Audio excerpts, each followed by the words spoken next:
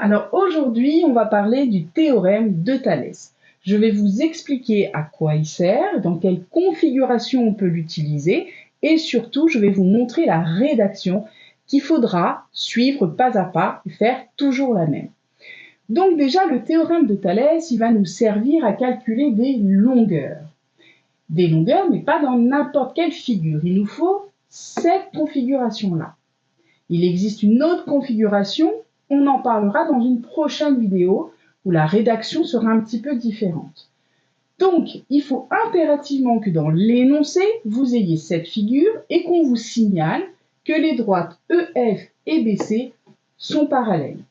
Sinon, on ne peut pas utiliser le théorème de Thalès. Comme vous pouvez le voir, on a notre grand triangle ABC et on a à l'intérieur un petit triangle AEF. Nous, on va se placer dans le grand triangle. Donc, on va écrire dans le triangle.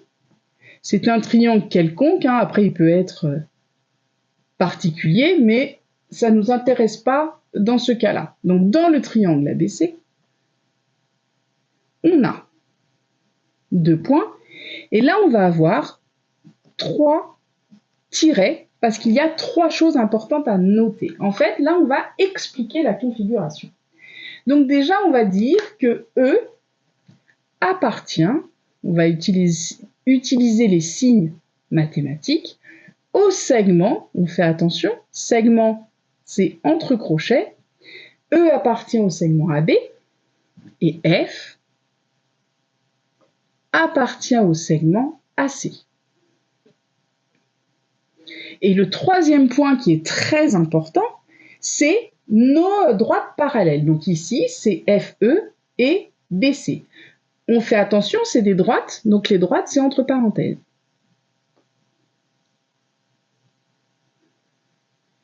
EF parallèle à BC. Là, on a expliqué la configuration. Parce qu'on a cette configuration-là, on peut utiliser le théorème de Thalès. Donc on va dire, d'après le théorème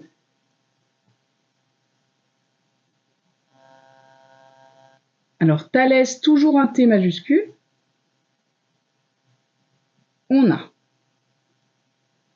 Et là, on va écrire la formule du théorème. Alors, on part toujours du sommet de nos 2 triangles. Vous voyez, il y a le petit triangle et il y a le grand triangle.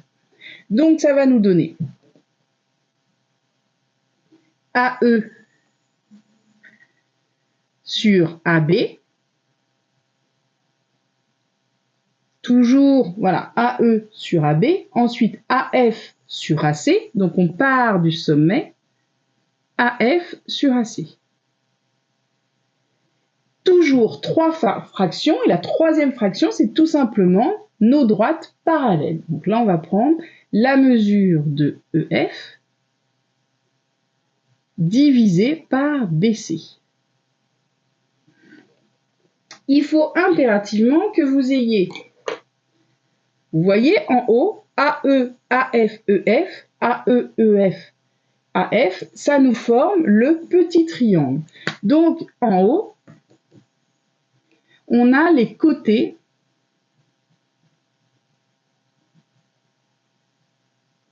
du triangle AEF.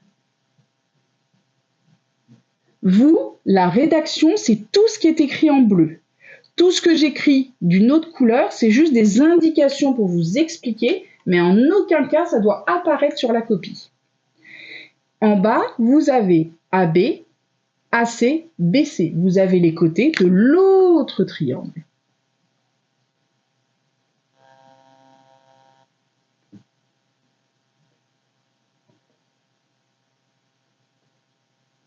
Donc le triangle ABC.